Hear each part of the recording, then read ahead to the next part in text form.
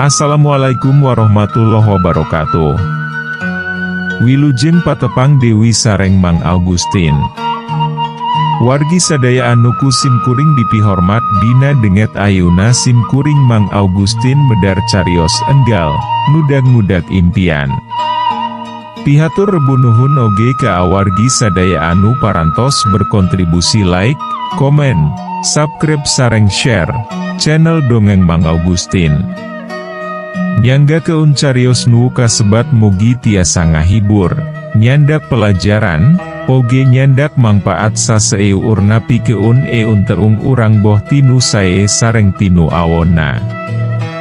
Kirang langgungna disuhun keun karidoana tur tiasa jembar manah ngahapunten sagala rupi kalepatan tur kakirangan. Mugia janten panghibur kana kalbu pangbeberah kana manah. Mugia katampi kusadaya kadang wargi, sok sanaos kirang mernah dina ngadongeng keuna. Kanggo wargi sadaya anu manco kana yeu carios beyel khusus Kang Haji Eka, Kang Rusda, Kang Haji Wawan, Kang Haji Nana, Kang Ajat, Kang Engkus, Kang Syarif, Kang Wowo, Kang Sahabudin hapunten bilih seueur kalepatan. Mangga nyangga keun nudag-nudag impian bagian ke-5. Ari Anita, ngajak bapana kaluar teh satadina rek diajak ngobrolna di lobi dahariwang ka anu gering.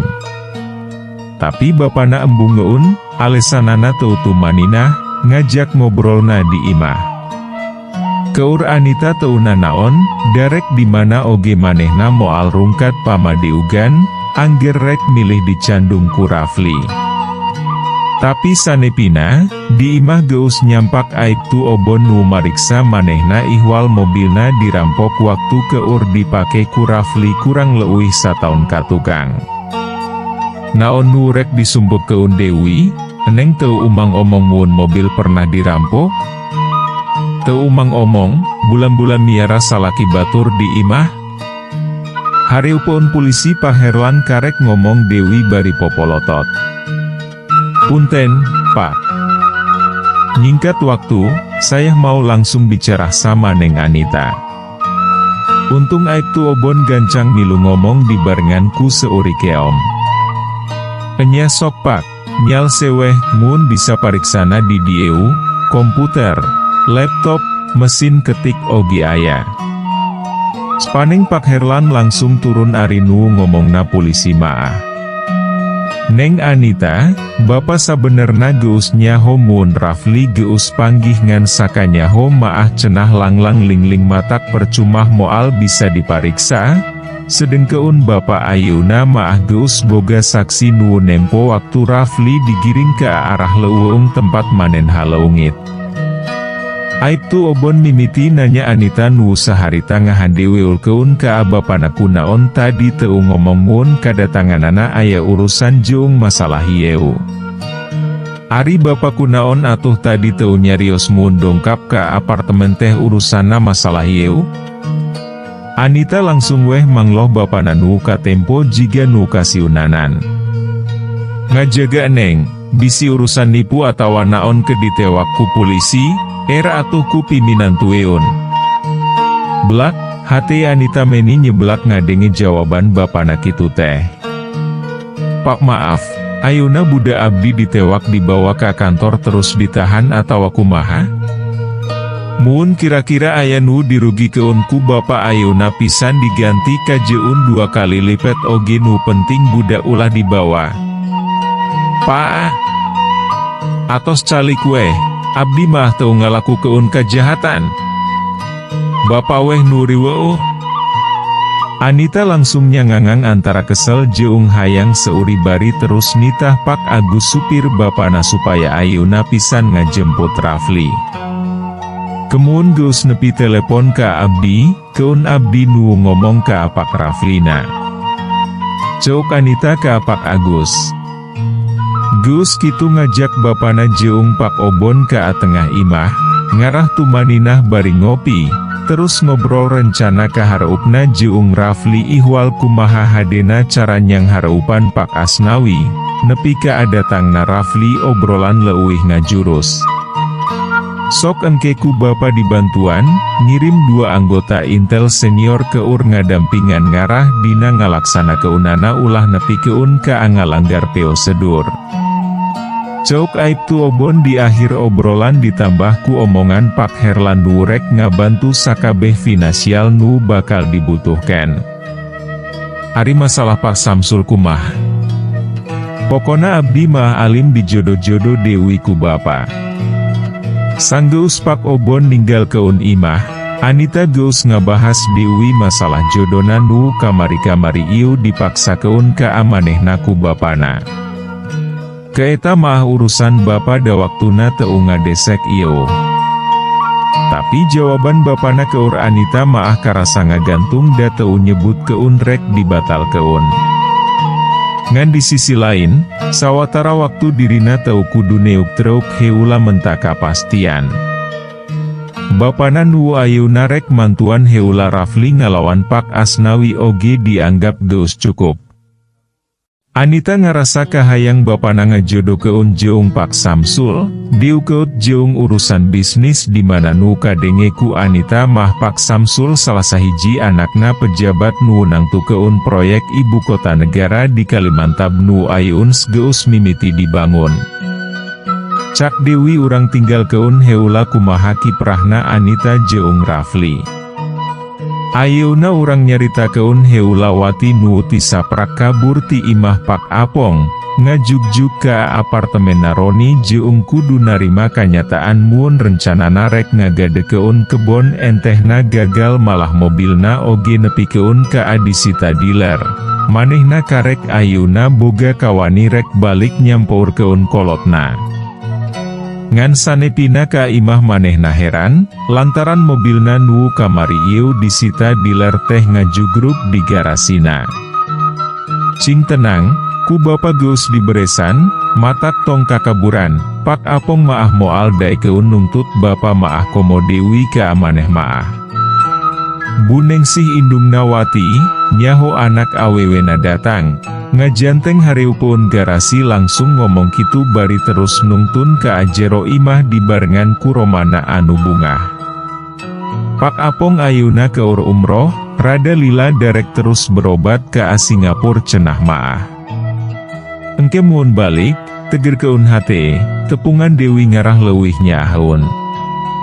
Di tengah imah, Bu Nengsih terus ngomongan bari ngusapan sirahwati. Nanda keun pehok-pehong oge nu jadi indung maah tetep nyaah ari ka anak sorangan maah. Ari eta, kabogoh maneh naon gawena. Kunaon tara nyarita ka mama?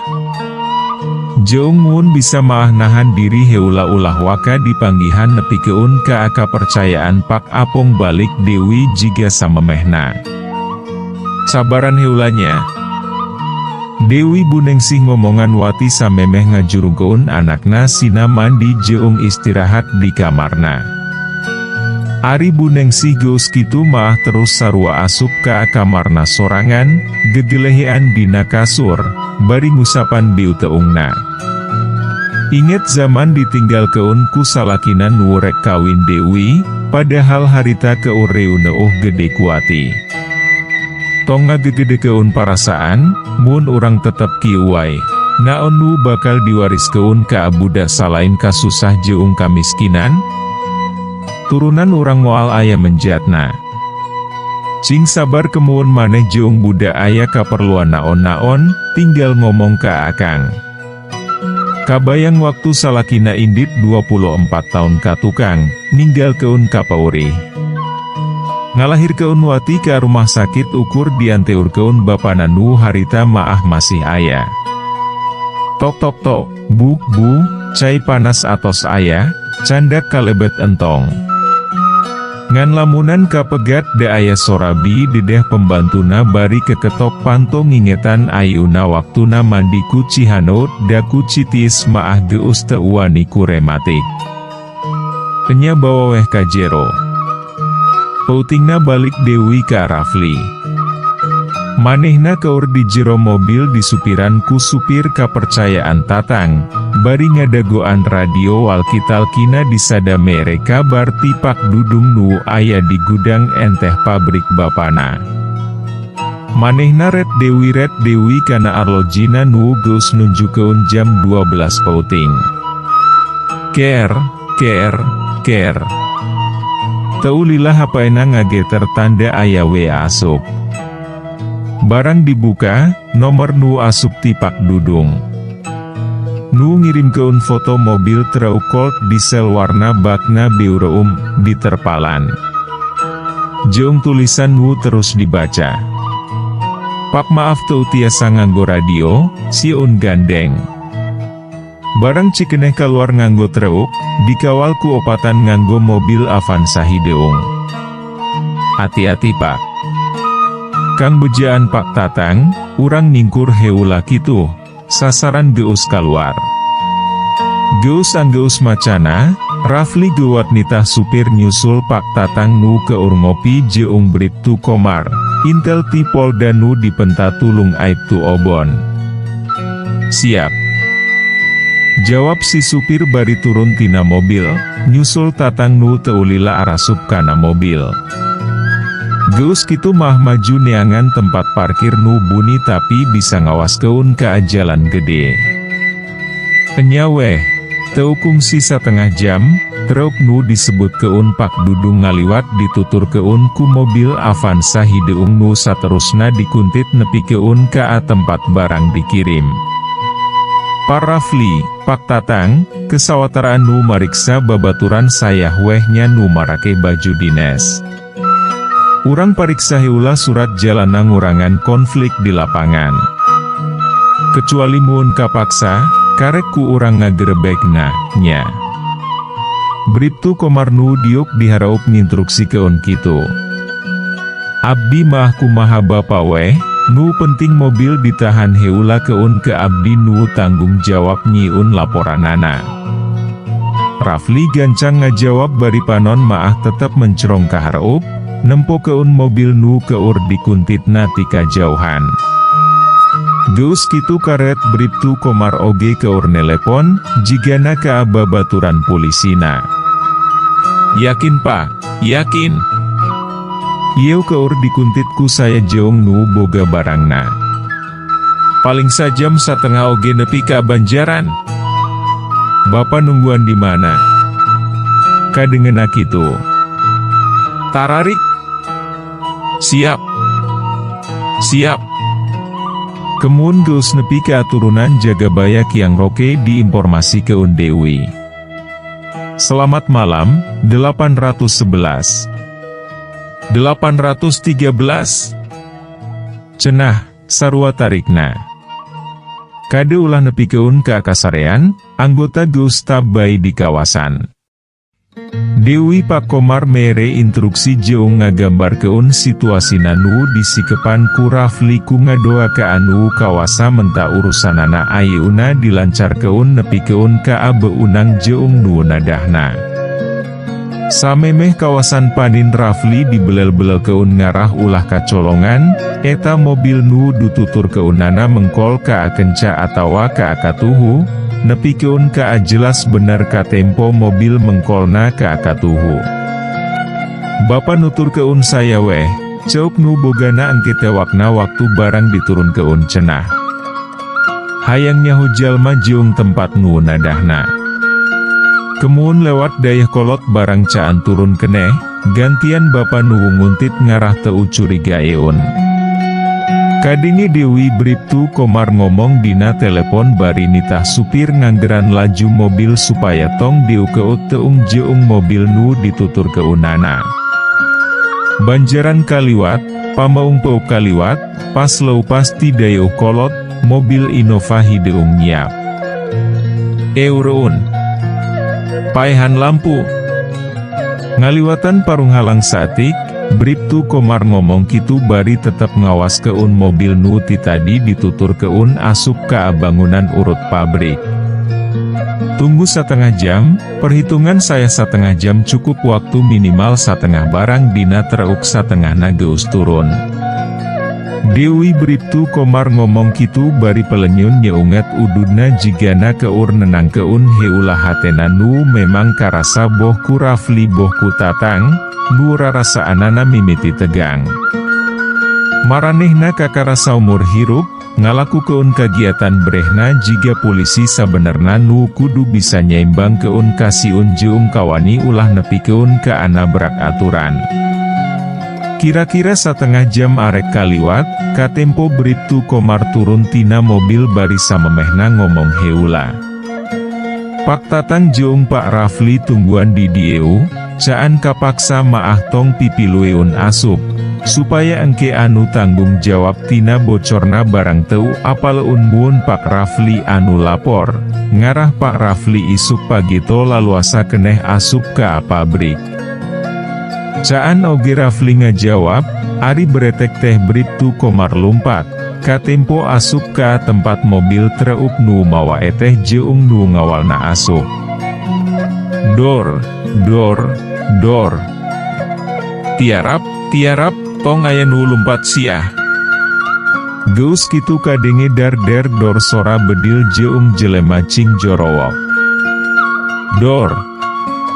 Selang satik kadenge sora bedil Dewi sakali. Rafli teu bisa nahan diri, terus lumpat ngadeu ke hutan, ngintip tina pilar pagar. Tidinya katempo tumpukan kardus tukang ngeun treup jeung tilu jelema keur di barol gol. Red ka akatuhu, katempo jelema nu ingkleuk-ingkleukan keur di papah jeung didorong-dorong. Dihiji keun jeung nu tadi di barol gol. Nempo kitu, Rafli yakin jalma nu ngarawal treup, beunang kabeh ditewak polisi, matak manehna buru-buru balik Dewi kana mobilna nyaritakeun kajadian dieu ka Tatang. Ker, ker, ker. Ngan keur resep nyarita, HP dina sakuna disada. Bribtu Komar ngabaran dina WhatsApp. Sukses Pak, beunang kabeh jeung penadahna. Isuk jam 9 Bapak ka kantor, saya maah rek milu kana mobil anggota, ngawal barang jeung ucing deringna. Hayu Kang, anteur keun heula saya ka apartemen, mobil maah bawa wehnya Pak Tatang, isuk jam 8 jemput Dewi. Geus kitu mah Rafli mutuskeun balik heula rek ngistirahatkeun tanaga jeung pikiranana bari nepikeun hasil sababaraha poe ka Rosma jeung Anita nu sanepina Rafli panggih nyaritakeun mun Rosma sering ngalindur, kabumbulengan ku Rafael anakna. Tapi keun eta maah, enjingku abdi diurus, akan maah fokus weh kana pagawean. Ngan eta pentingna Rafli ngajaga hubunganana jeung Anita, lain saukur manehna nu geus bogoh, di sisi lain hirup kulawargana kabantu. Anita hiji-hijina awewe nu salawasna bisa mere lolongkrang jeung bombolongan muun manehna keur loba kasusah jiga ayeuna. Nuhun atuh ari kitu maah. Teu weleh-weleh akang menta dihampura geus nyusah keun wae. Ceuk Rafli bari nyium tarang Anita, samemeh ngajapapang sare dina sofa. Moal nyangka mun obrolanana didedengekeun ku Rosma nu kadang meletet tina pura-pura sarena. Rosma nu hatena karasa ngajerit waktu nempo salakina nyium tarang Anita samemeh sare. Ngan manehna teu walakaya kudu kumaha da kajadian kitu teh tina akhirna maah kudu ditarima. Ngabagi kadedeuh salaki jeung Anita nu nepikeun ka ayuna teu katempo kagorenganan nu bisa dijadikeun alesan keur nyingkir keunana. Kang, grentes hatena bari neruskeun sarena.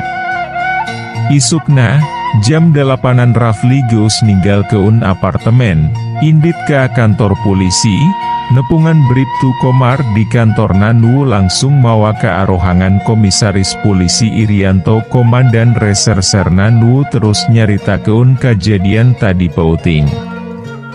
Kapaksa hiji ditembak sukuna, Pak Rafli bongan ngalawan rek ngadek ka anggota. Rengse basa-basi Pak Irianto mimiti muka obrolan bari nempokeun foto jalma nu ditembakna pauting tadi. Kang Engkus, harewos Rafli, apal pisan kana jalma eta. Kenal teu, Pak Rafli? Kenal pisan Pak. Tangan kanan Pak Asnawi direkturna. Mun bisa bejaan Pak Obon, Pak Sugan weh ayah hubunganana jeung kadian sataun ka tukang waktu abdi dirampok jeung diculik. Rafli ngejawab bari langsung inget waktu kamari yeu panggih jeung aib tu Obon, polisi ti Komres Subang nu nyebut keun boga saksi nu nempo waktu manehna didodorong asup ka leuweung nu harita oge dicarita keun ka Kompol Irianto jeung ka Abrib tu Komar. Oh kutan teh kitu? Nya alus atuh, sugan weh ngaib. Ceuk Pak Irianto jiga nu bunga sanggeus Rafli rengse ngariwayat keun kajadianana. Abdi mah geus curiga Pak, sanggeus abdi apal mun dina biuheung Kang Engkus aya tato kalajengkingan ngan abdi can bisa masti keun da teu boga bukti lain nu ngadukung. Tapi suganku Bapa bisa kabuka. Tenggor Dewi weh Pak suku nu hijina, tuman. Tatang pipilueun ngomong. Pantes si Engkus bandel, batur-batur ngaku geus sering ngalolos keun barang, manehna maah kekeh weh ngakuna sakali. Pak Irianto ngomong Dewi kitu. Surat jalana aya Pak? Mun aya saha nu nekena? Rafli oge gancang nanya. Sidik oge teu mawa suratna naon ngan si Engkus kekeh ngaku mun manehna nu tanggung jawab. Eueuh nu nitah cenah. Pak Asnawi kumaha Pak teu bisa dilibat keun da abdi maah yakin manehna nu maen di tukang ngeunan. Nya kuduna mah tapi caan bisa dilibat keun da caan panggih pitunjuk jeung buktina. Jawaban Pak Irianto nu kitu, keur Rafli maah ngahande weul keun da fikirna nu katewak ayeuna maah ngan satai ceulina. Mata krengse nyieun laporan jeung di berita acara keun, manehna langsung ngajuk-juk Dewi ka pangalengan rek manggihan Pak Dudung sakalian rek muka berangkas bapana, rek moto kopi surat-surat pabrik jeung sertifikat inventarisna keur patokan mun engke tanahna diukur. Tapi sanggeus berangkas dibuka, surat-surat nu diteangan eueuh didinya. Mainnya dibawa maah. Kretek hate Rafli bari nempoan Dewi berangkas, ngitung duit sesanu teu sabaraha. Duit Pak Apong nu teu kabawa da kamari ieu duit gedena maah geus dibikeun, sina dicekel ku Aisyah nu bakal ngaturna salila araya di Mekah, Madinah jeung di Singapura. Aisyah nu katempo sasah kukulintingan nungguan Bu Marni nu keur dahar baso di Zamzam Tower luhureun kamar hotel, maktabna. Aisyah kunaon jiga nu hariwang pisan. Nempo anak awewena kitu, Bu Marni gencang nanya. Kang Rafli ditewak polisi, Bu. Naon? Bu Marni meni ngarenjak, rel ngahuap keun baso teu jadi, diteun-deun Dewi dina mangkokna. Kang Rafli, Bu. Kang Rafli, ayeuna butuh surat-surat pabrik ngan teu kapendak cenah, dina berangkas Bapa oge teu aya cenah. Nah naon kitu hubunganan jeung surat-surat pabrik. Cing perele atuh ngomong teh Aisyah. Kieu cenah, Bu. Kamari Kang Rafli newak jelemi nu maling enteh satrauk malah nu hiji maah dibedil ku polisi, tapi satos polisi nanya enteh nu saha dijawab ku Kang Rafli yen nu gaduhna Bapa, tapi waktos ditaros surat kapimilikan pabrik, Kang Rafli teu bisa ngabuktosskeun cenah da serat pabrina dugi ka ayuna teu pendak. Aya oge pendak serat pabrik teh geuning sanes atas nami Bapa. Kumaha yeu teh, Bu? Astagfirullah, nah atuh lalawara si Rafli teh? Teu lalaworapan aya surat kuasana ti Bapa. Naon, dedengean teh bapa maneh mere surat kuasa? Enya, Bu, abdi saksina, tapi saur polisi teu usah da saur Pak Asnawi. Pabrik teh sanes atas nami Pak Apong, tapi atas nami Karsa Kertakusuma. Ngadingi jawaban ti Aisyah kitu, Bu Marni saharita ngageledag keun awakna kana panyarandean korsi. Awakna ngadeg-deg dibarengan ku beungeutna anu giuneuk.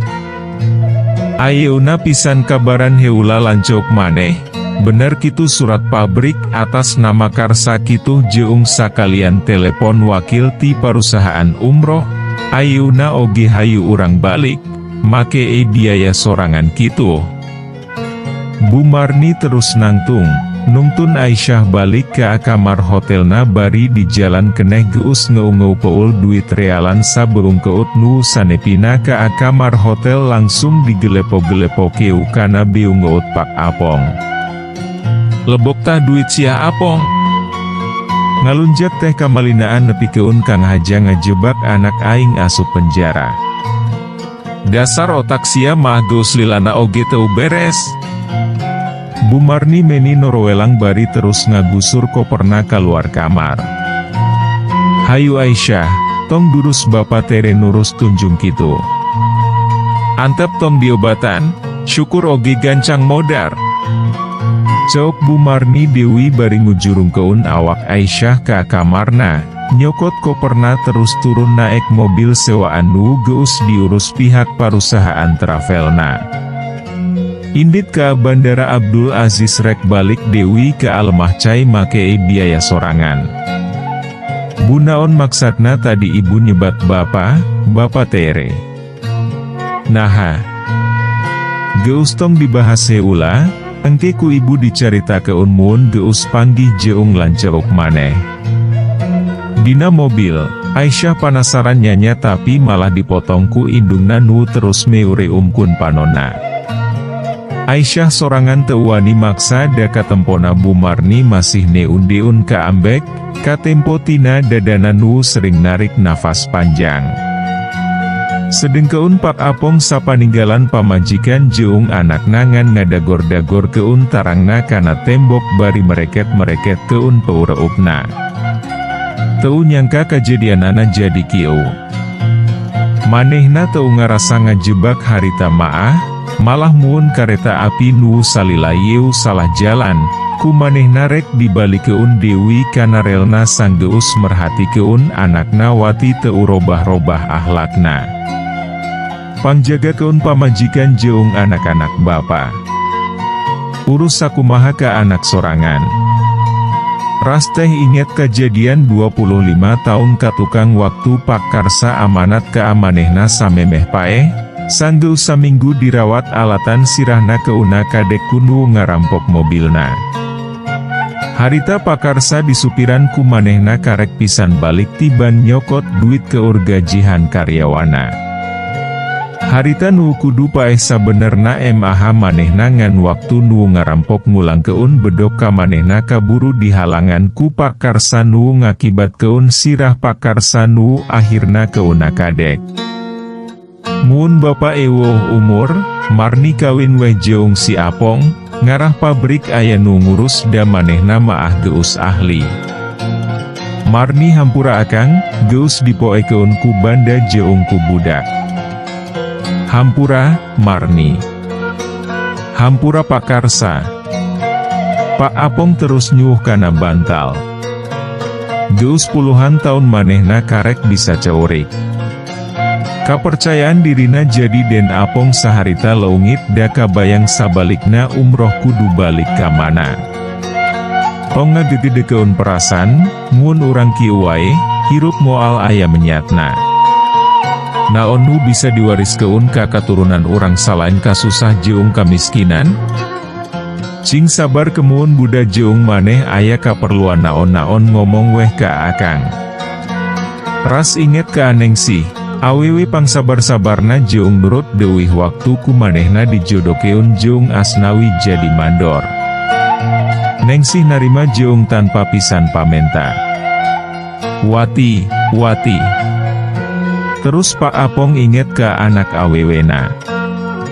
Guk Dewi corik ngaguk-guk, rumasa geus ngawawai teuing, merkeun ampir sagala nu dipentana nepi keun ka apa ngabogoh ka Rafli ditedunan bari manehna harita nyaho gemun Rafli teu bogoheun nu akhirna bisa dikawin neun oge jeung wati teu nepi sapoe-sapoe acan, Rafli geus kabur Dewi. Rafli nu di mata Pak Apong maah leuwih teger jeung leuwih pinter ti pakarsa bapana da buktina daek ngawin ngan ukur rek ngagagalkeun hibah 5 hektar kebon enteh nu awalna geus dirancang jeung disatujuan ku Bu Marni indungna. Tapi, setan marakayangan. Aing geus kagok baseuh, dagoan maneh Rafli. Tapi nah ukur sakejapan Pak Apong ngaji dirina teh gening, dasa terusna kitu, rek terus nuturkeun nafsuna teu sadar mun ayeuna manehna keur umroh nu sakuduna leuwih ngadieukeun diri ka Allah, padahal manehna ngomong kitu teh bari panon maah nempo ka Baitullah, nempo Ka'bah, bumina Allah di dunya. Auzubillahi min zalik. Sawatara di Coffee Shop area apartemen, tempat tatang nyewa, Tony batur sakamarna tea harita keur ngobrol jeung Roni nu karek balik dianteurkeun wati make pajero bodasna. Ngan harita mah wati teu turun jiga biasana tapi indit Dewi jiga nu rusuh. Aya naonnya, rarasaan abdi mah sering nempo Pak Tony, saruanya nyewa di dieu. Saturuna tina mobil Roni nu dipapak dipantau gerbang lobi jeung geus saling kenal keun bari leumpang teh nanya kitu. Kenya atuh Pak, kahalangan 5 blok oge, ngan abdi maah nyewa kuduaan jeung babaturan. Tony ngajawab ngaakrab-akrab maneh bari pesen kopi 2, terus ngajak diuk di teras bari ngangin. Oh, Roni ukur ngajawab oh, panon snelek-nelek beungeut Tony. Ari Tony ngahaja memang manggihan Roni, sanggeus manehna saminggu ka tukang ku lalaki parlenten nu ngaku ngaranna Samsul Hadi, jeung ngaku komisaris parusahaan nu operasina dina bidang real estate jeung perhotelan nu ku Tony langsung dipercaya da harita waktu manggihan manehna ogi mobilna make Land Rover Jeep News Edition. Geus kitu balikna oge mere ampouna lain leutik. 10 juta. Sakitu teh ukur nitah pangeangan keun rekanan kontraktor da manehna ngomong kurang apal di daerah Bandung maah. Pokona teangan, ikan sepat ikan gabus, leuwih cepat, bagus. Mani devinan 50%, mun geus aya langsung call saya, oke. Pokna kitu, rangu kadengenan anda keun jelema gede. Boleh, Kang. Keur proyek naon? Di tepi keun teh ka Roni, manehna langsung nyapluk, surah seuri bari ngajak sasalaman nanda keun yakin bakal meunang rekanan. Komisi? Umumkan 2% tina nilai kontrak. 2% kangan bisa keur meuli imah type 45 maah. Yakin? Surakin, Kang. Iraha bisa presentasina. Tinggu isuk nyalur, kepeuting urang telepon heula. Oke, beres lah. Roni ngajawab, ngajak sasalaman Dewi ka Tony. Teu lila indit ka apartemena bari heotan lagu oma, duit. Lain kitu? Sedeng tatang, baturna Roni malah harita maah keur lungse da karek balik pisan sanggeus ngajemput Bu Marni ti bandara jeung Anita oge Rosma. Teu langsung ka pangalengan tapi langsung ka kantor polisi ngalongok Rafli nu harita teh geus 2 poe ngadekem di penjara. Datang-datang ke penjara, opatanana langsung caraurik. Komo Dewi Bu Marni maah meni ngawiwi bari ngagabrugan Rafli anak lalaki nuungan hiji-hijina. Atos tong nangis, batur maah hayu urang sampur keun komandan polisina. Jelas keunmuun Kang Rafli sareng polisi lepat faham mungkul. Aisyah leuwih tenang, gewat ngingetan indungna kitu bari nitah Bumarni nangtung diajak nepungan kepala reserse nu dina plang ditulis ngarana Kompol Irianto nu kabeneran keur aya pisan. Oh kitu, jadi Pak Karsa almarhum teh, Ramana Rafli? Ceup Pak Irianto sanggeus meunang panjelasan ti Bumarni. Leres, Cep. Pak Apong mah rama kawalon. Bumarni nguatkeun carita samemehna. Nah geuning Pak Apong janten komisaris? Lah Cep, ibu mah urang kampung, teu ngarti, ngan pabrik mah nu jelas gaduh ibu, Pak Apong mah ukur dipercanten ngalolana. Oh, nyamun kitu mah, candat serat nu aslina ka dieu. Enjing Pak Rafli diusahakeun tiasa kaluar. Pak Irianto mutuskeun omonganana dari manehna langsung nantung. Bumoal tiasa lami ngobrolna, ayeuna abdi kedah ngiring rapat. Kitu weh sakali Dewi enjing serat-serat pabrik candak ka dieu. Enya weh Pak Irianto rek terus rapat dan ngomong kitu teh bari miheulaan kaluar ti rohangana.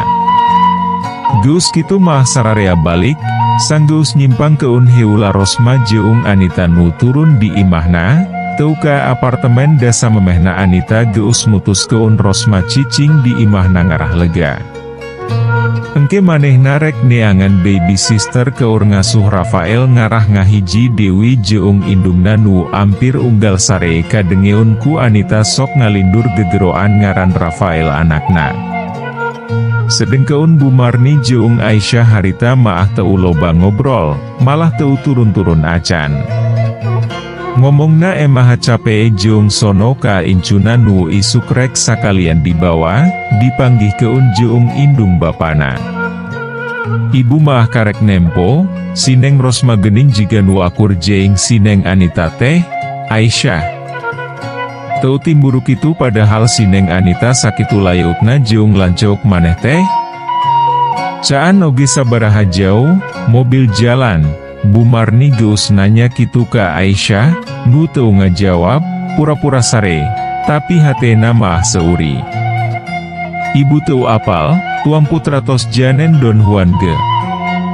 Ngajawab ari ngajawab maah Aisyah teh ngan dina hate. Ti, Wati. Maneh lain kelas lancok aing, maneh mah ucing nu pinter nyumputkeun kuku mungkul, tapi teu ngarobah jinis tetep weh ucing mah ucing mun teu nyakar nya maling.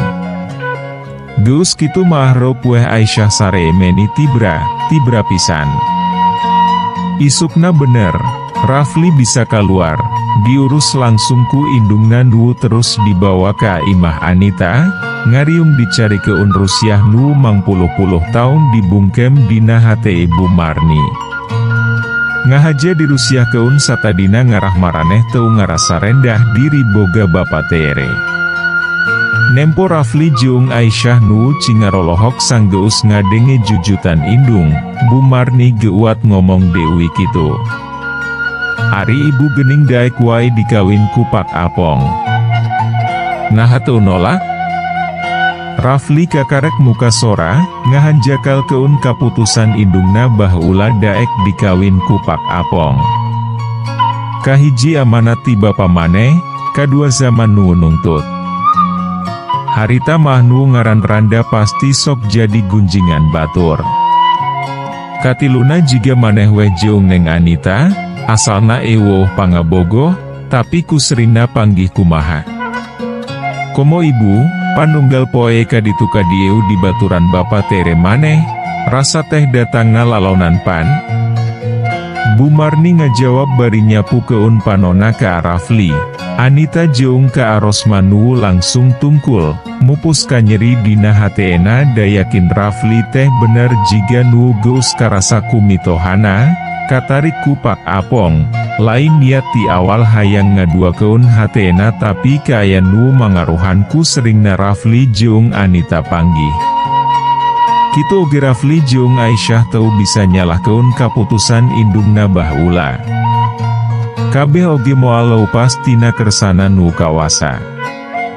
Nganu caan kaharti teh, kunaon ayeuna Pak Apong, Bapa terena jadi robah sikepna. Moal kitu kapangaruhanku dulur-dulurna.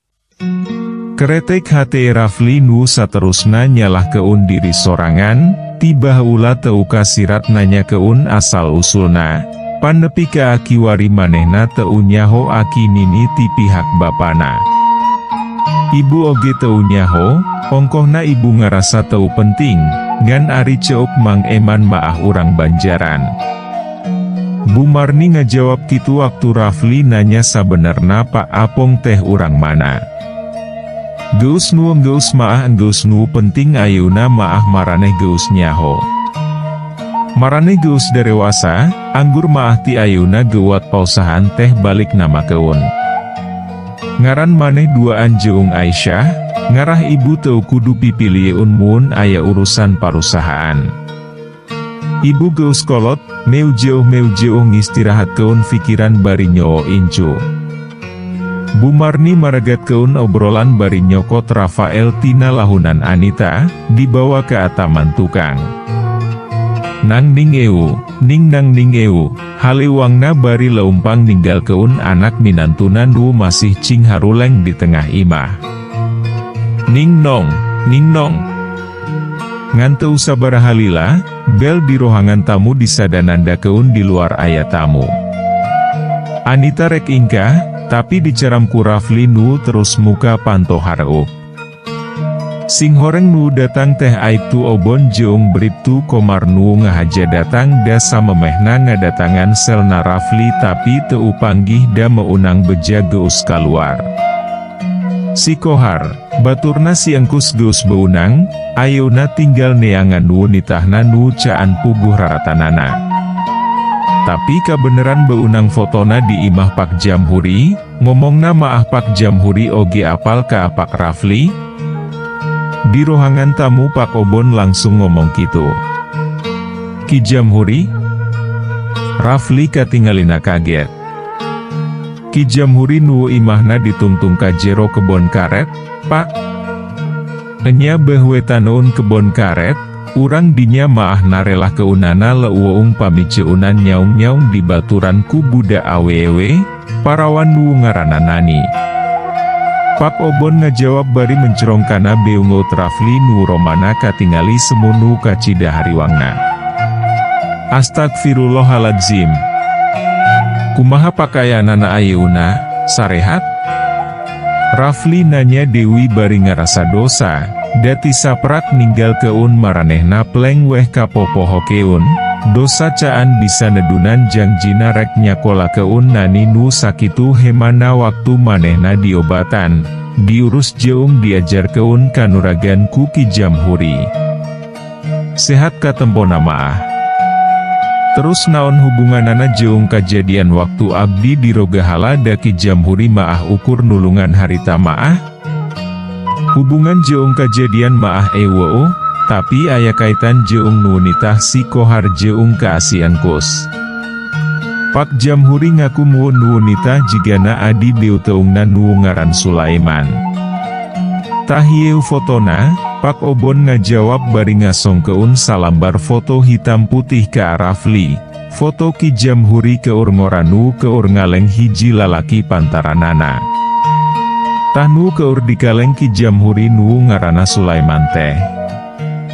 Ayeuna manehna cenah geus puluhan taun bumen-bumen di Pangalengan jadi supir jelema beunghar. Nempo Rafli lila teu ngajawab Pak Obon ngajelaskeun kitu. Moal kitu. Gerentes hate Rafli nu terus menta izin heula ka Pak Obon. Paksa keudeungnya, ceuk Rafli bari terus norolong ka tukang nyampur keun indungna nu keur nyarekeun Rafael dina bil taman tukang eun imah. Ieu mah atuh Mang Eman, Fli waktu keur ngora. Meunang pisah eta foto?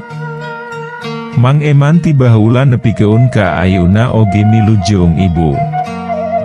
Bawaan Bapa tere maneh. Bu Marni ngajawab kitu sanggeus eta foto ditingalikeun ku Rafli ka amanehna. Mun kieu imah aing tibah ulah dikurilingan ku antek-antekna bapa tere aing. Ceuk dina hate Rafli nu urat deu heungna mimiti raranteng leumpang balik Dewi ka tempatna Pak Obon dio.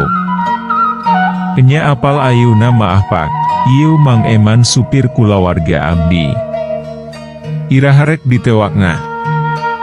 Rafli ngomong kitu sanggeus diuk Dewi di rohangan tamu yang hareupan Pak Obon jeung Pak Komar jiga tadi.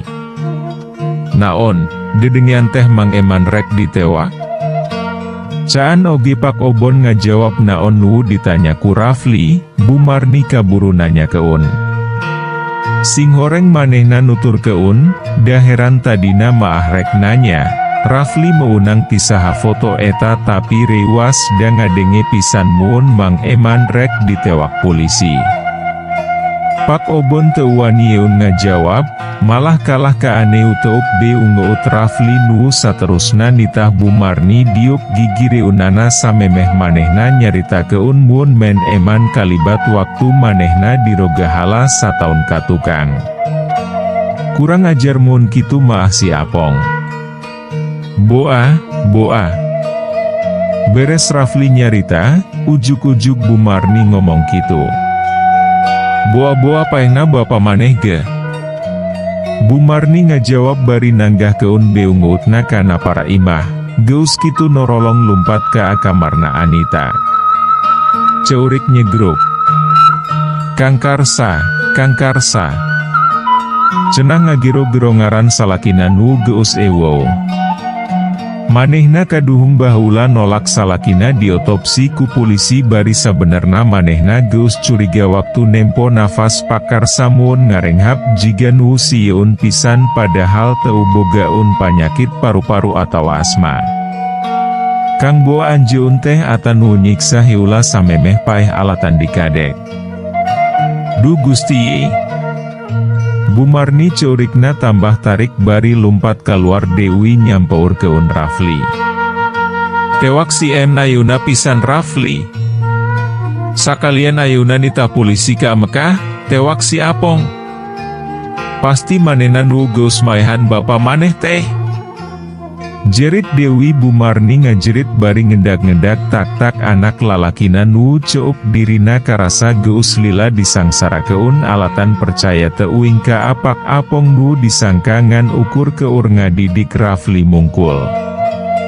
Enya, Bu.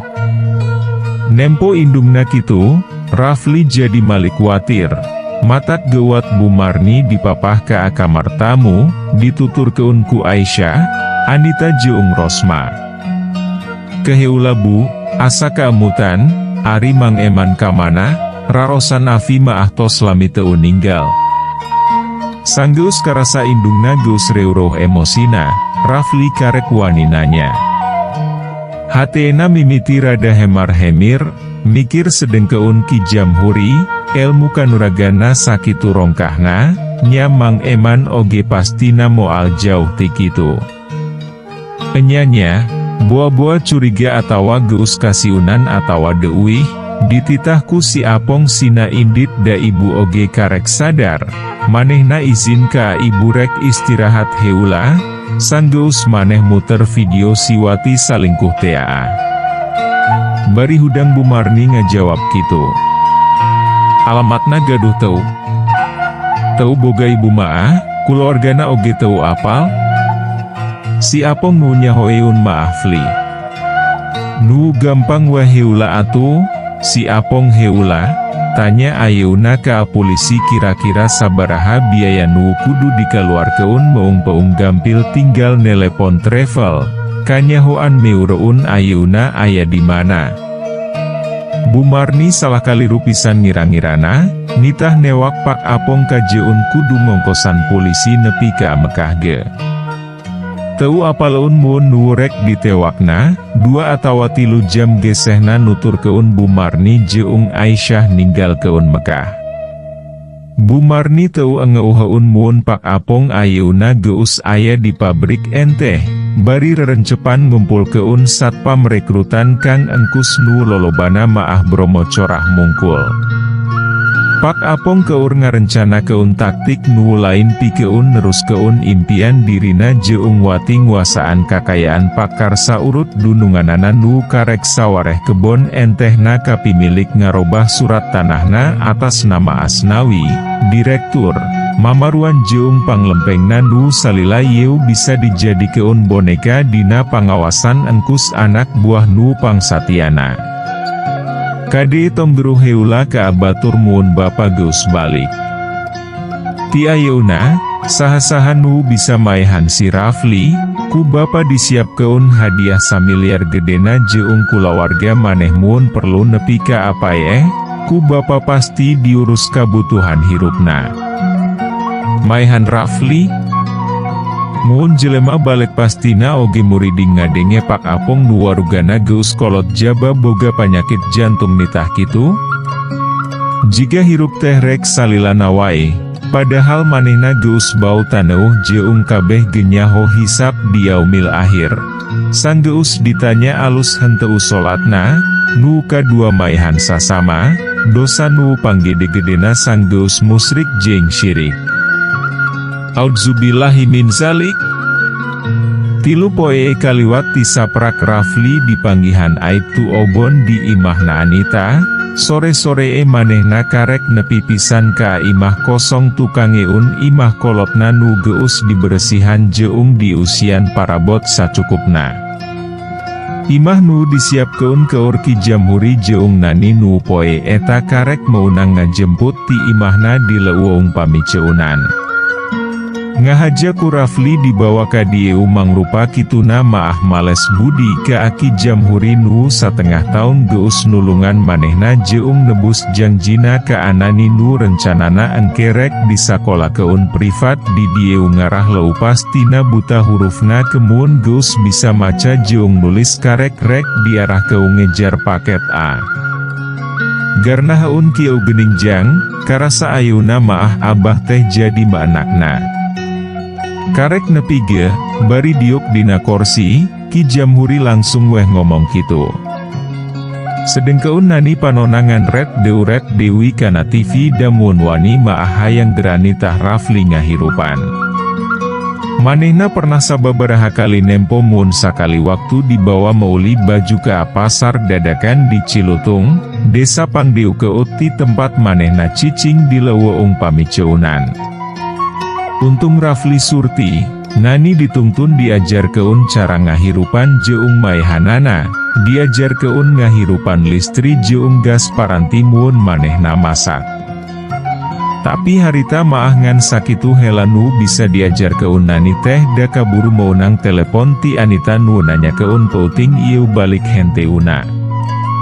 Moal, cara paneang Ki Jamhuri jeung nani teh lain deu keut. Paling isuk beurangan eta oge mun polisi teu manggil da bejana rek newak dewi kang engkus. Rafli oge terus ngajawab kitu. Engkus teh saha? Eta neng, kapercayaan Pak Asnawi nu kamari ieu nu nanggung jawab maling enteh, anu sukuna dibedil tea. Pan kamari ieu mah sanes langsung dibui? Enya waktu harita maah dibui, ngan lantaran akangna harita maah teu bisa ngabuktikeun kapamilikan entahna, ceup Pak Komar maah pas 24 jam dititah baralik ku polisi dahak polisi nahan ukur 1 kali 24 jam mun tersangkana teu bisa dibuktikeun ngalakukeun kajahatan. Oh, kitu. Enya atuh ari kitu mah. Hati-hati, tong sologoto, tong kakuar ari teu disarengan polisi maah. Nya, insya Allah.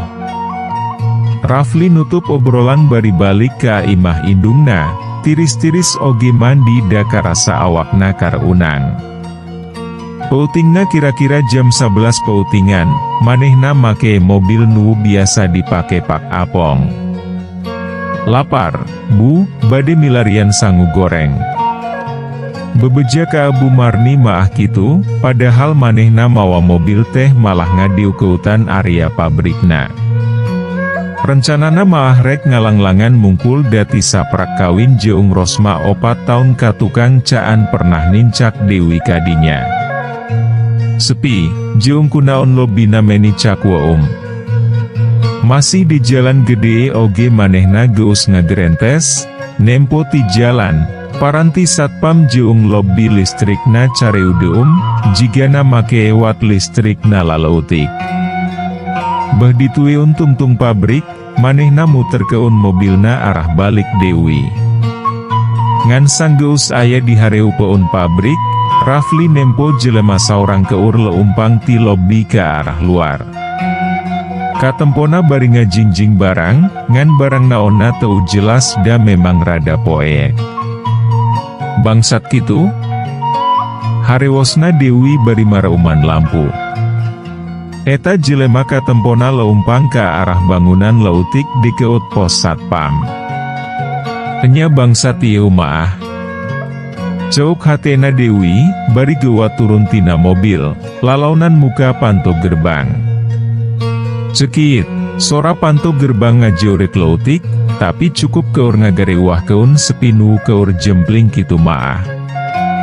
Rafli lumpat jejengkean ngudag ke arah jelema tadi leungit. Nyoba, micing keun panon, ngalawan poek bari nangtung di juru. Saha maneh? Rafli meni ngarenjak, keur fokus ngintipan ke anu poek ujuk-ujuk aya nu nyentak kitu tonggong eunana. Karek oge rek malik, jeleger teh aya peureup telak ngajeleger kana palipisna. Atuh manehna saharita oge awakna ngariuk dongko. Geus kitu panona meni karasa silo pisan da disorot baterai kana bengeutna jeung kareret jalma nu neunggeul cikeneh jigana ayeuna maah geus nyekel bedog nu geus diacung keun rek ngadek. Parafli ngan terus aya nu ngagiro ngarana bari nyorot keun baterai ti tukang un jalma nu rek ngadek nu bedogna diturun keun Dewi. Jang Kosim, ieu Pak Rafli anak Pak Apong, lain bangsat. Ceuk jalma nu karek datang bari narik tak-tak jalma nu cikeneh rek ngadek Rafli nu disebut ngarana Jang Kosim ku jalma nu karek datang. Abdi Pak Dudung, Pak. Nyawa Rafli katulung, sing horeng jalma nu karek datang teh Pak Dudung nu tadi panasaran waktu keur kih disreu peun imahna nempo mobil Pak Apong ngaliwat. Manehna yakin eta Rafli atawa Mang Eman nu mawana. Teu mungkin Pak Apong maah, da Pak Dudung nyahona Pak Apong masih keneh umroh. Matak harita oge, make motor doyokna nutur keun. Deuh, kusologoto ari budak ngora. Gerentes hatena, komo waktu nempo nu turun tina mobil teh Rafli, matak terus diutur keun nepi ka jero. Pak, gening wengi-wengi ka dieu teh. Pak Dudung saharita ngomong kitu bari ngajak Rafli kaluar ti area pabrik. Pak enggal uih, enjing siang weh ka dieu maah. Bahaya wengi-wengi ka dieu maah. Ceopak Dudung Dewi bari ngadorong tonggong Rafli sina asup kana mobilna sina geuat-geuat ingkah tidinya di teu-teup ku jalma nu ngaranna Kosim jeung saurang baturna nu karek norojol nyampeur keun manehna.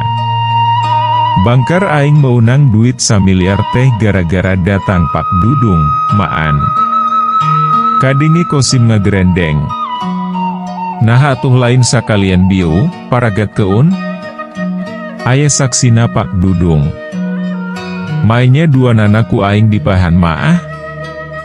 Kosim terus lompang ka ajero lobby, ongkohna tadi asa-asa rek ngadek teh da teu nyaho nu disangka malingku manehna teh Rafli. Rafli nu sanepina ka imah langsung ngagoler. Rewas kanggiusna keun. Kabayang mun harita ewoh Pak Dudung, jigana nyawa nu ngan hiji-hijina teh paragat manten. Cak Dewi lalakon Rafli jeung nu sejena urang ecak keun heula. Ayeuna urang nempo heula lalampahan Pak Herlan nu keur ngonci di kantor nu ditinggalkeun ku Anita, anak awewe panengah ti 3 anakna. Anton anak panggedena jiga ewuh minat jadi pangusaha. Milih jadi pagawe negeri nu sapopoena digawena kitu jeung kitu nuturkeun arus ti pimpinana. Pan aya anak awewe nu bungsu kitu Dewi ampir sarua jeung Anton, milih jadi pawagi BUMN sarua gawena ukur nuturkeun aturan di tempat digawena. Teu pernah jadi pamutus hiji proyek atawa kagiatan jiga pabisnis nu kudu bisa intrik pasar jiga Anita nu ti zaman keur lajang keneh memang bakat dagangna geus katara.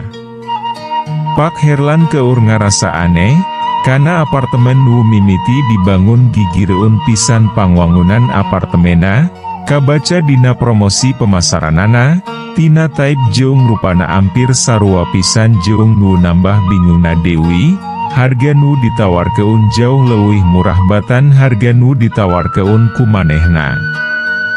Kring, kring, kring. Keur anteng nguras pikiran, telepon kantorna disada. Sanggeus diangkat, Anita nu nelepon. Atos diubek di internet. PT Graha Astra jingga nu ngabangun apartemen gigireun apartemen urang, nu gaduhna atas nami Antonika, Pak. Parusahaan anyar, domisili Bandung. Kefotona dikirim ke WhatsApp. Caan ditanya ge, Anita langsung ngomong kitu, jawaban keur Pak Herlan nu kamari nitah nalungtik parusahaan eta da jelas-jelas pasti bakal ngakibatkeun apartemena moal payu kaharaupna. Mun sekajadian teh jelas rugina bisa puluhan miliar. Anyar? Coba mun bisa maah hasil hitungan proyek urang dihitung Dewi ku akuntan publik atawa ku nu ahli pisan, Bapak hayang nyaho pasti kalkulasina, lantaran harga panawaranana jomplang teuing ti harga apartemen urang, neng. Teu kedah akuntan publik atuh da sanes kangge parsyatan izin. Kumaha mun Kang Rafli sinangetangna, Pak? Rafli? Cing kira-kira atuh ari ngomong teh? Ari Bapak, Kang Rafli S2 Ekonomi, Pak. Lulusna cum laude Dewi. Tos buktos pan 2 sasih tos dicobi ku abdi di kantor. Eta nu ngabeberes format sistem keungan di kantor saha kitu? Sok tinggal ayeuna mah sakitu praktisna. Eta teh Kang Rafli nu merogramna. Piks eta teh. Yakin tiasa dipertanggil walerkeun. Tosnya sakitu heula, abdi bade langsung nelepon Kang Raflina. Telepon kadenge ditutup. Pak Herlan asa kaubaran ku gesitna Anita neangan jalan keluar, ngan sakejapan beungot manehna geus beureum Dewi. Urat beuheungna oge ujuk-ujuk raranteng sanggeus maca WhatsApp nu dikirim tina nomor anu anyar. Nu eusina kieu. Kalau Anda butuh mesih beko, loader, atau bulldozer untuk meruntuhkan pembangunan apartemen Anda, silahkan hubungi nomor ini. Bangsat! Kadinge Pak Herlan ngajerowok bari ngagebrak meja. Teu lila kaluar rohangan dituturkeun ku supirna nu hariwangeun jantung dununganana murak ari nempo beungeutna nu cakua kitu maah.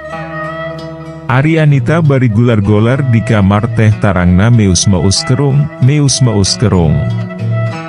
Antonika. Rasaan asa wanokana ngaranna. Keretekna bari nyawang lampah ka tukang. Teu ngahaja, harita urang keur ngopi di koridor Coffee Shop jeun si Tony, nempo pamajikan maneh keur ngaleng awewe narek asup ka alobi. Spontan urang nitah mangfotokeun si Tony. Tuluy manehna inget waktu pangawalna tata ngirim foto Tony jeung wati kana WhatsAppna. Moal kitu Tony? Antonika. Anton. Tony, bisa jadi. Ingat kadinya, Anita saharita nelepon Tatang, dititah ka imahna. Geus kitu nelepon Dewi Rafli nu kumanehna di Minang Saraya pangitung keun Dewi proyek apartemena supaya kanyahoan sabaraha modal perunitna supaya kanyahoan matok hargana. Kekumanehna rek dibanding keun jeung harga jual apartemen nu karek dibangun milik Antonika. Paling bisa 3 poe Dewi ku akang digawean, ayeuna maah kagok keur ngupayakeun heula ngageser Pak Asnawi ti pabrik. Ngan Rafli ngomongna kitu. Anita sorangan teu bisa maksa da memang nu keur diurus ku Rafli leuwih penting dan nyangkut harta jeung nyawana. Geus kitu, teu sabaraha lila Tatang oge geus ngurunyung ka imah. Isuk cek di Pemda, supaya bisa ngelacak Antonika teh pangusaha urang mana. Urang hayang nyaho nepikeun ka kontraktor-kontraktorna. Sanggeus Tatang diuk di rohangan tamu, harita oge Anita langsung nitah kitu bari ngesyara. Papanggihanna nyangkut PT Graha Astra jingga tina internet kana hapaena Tatang. Bisa jadi, nit da si Tony aslina maah bener Antonika. Ngan heran weh mun enya teh manehna boga perusahaan anu sakieu gedena maah. Sanggeus maca WhatsApp-na Tatang, ngomong kitu. Lamun urang boga perusahaan tapi geus di blacklist, terus urang hayang usaha Dewi, make ngaran maneh bisa teu. Tapi Anita terus ngomong kitu nu ngakibat keun Tatang nyerengeh asa kapau-pau. Nyanya, tapi saha? Urang nyaho itu terus nepi ka anak dulur nanit, ewoh nu beunghar pisanda. Maneh mah sempit otak teh. Tuh kamari dina TV, rubicon mobil mewahna anak pajabat pajak dina STNK ngaran saha? Ngaran Pak Sodik tukang servis TV jaba imahna oge ngontrak di gang sempit. Asup akal teu. Enyanya. Enya weh. Zaman geus gelo ayeuna maah, Tang. Sok kumaha carana kudu panggih saha Antonika teh? Mun teu panggih, maneh tong digawe di bagian pemasaran, cocok jigana mun jadi pagawe kontraknya. Ah maneh mah meni telenges ka asa alma mater teh. Munah maneh, minggu hareup maah mun di mana-mana nyebut ibu mun masih betah digawe maah. Ngantor Dewi? Nya, cangkeul, 2 bulan uteuk teu diputer keun teh. Alhamdulillah, moal hese kasbon atuh. 2 nana sareuri. Tatang oge teu lila ninggal keun imah Anita bari seurina napel terus sapanjang nyetir balik ka kantorna Dewi teh. Sedeng keun putingna. Aya kira-kira jam 10 maah, Rafli jiga teu kapok, bari make topi hideung manehna geus rek ngadatangan Dewi pabrik.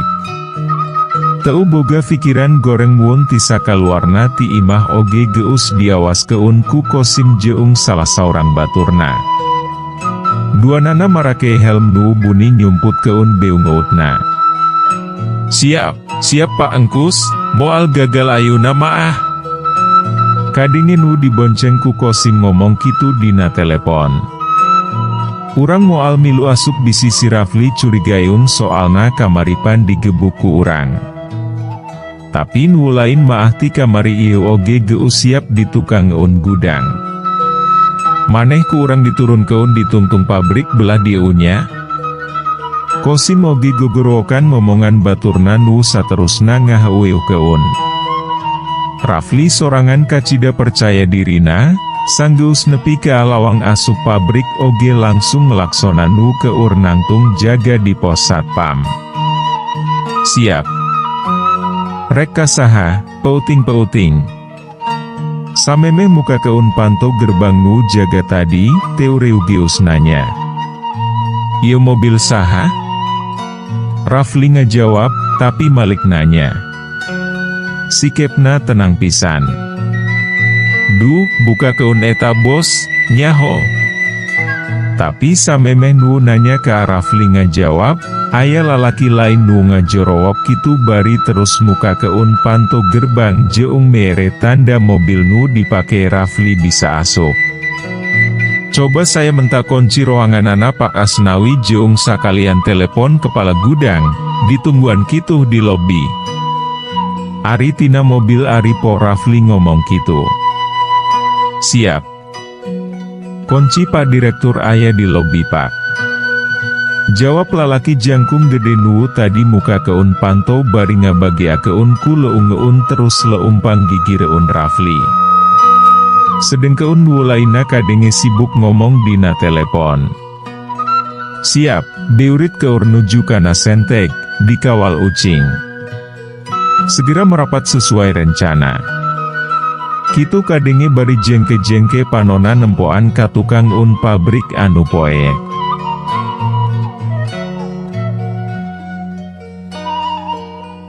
Duh hapun teun gantung dangweun, rupina dugi ka dieu heula, enjing urang teras keun episode salajengna, permios.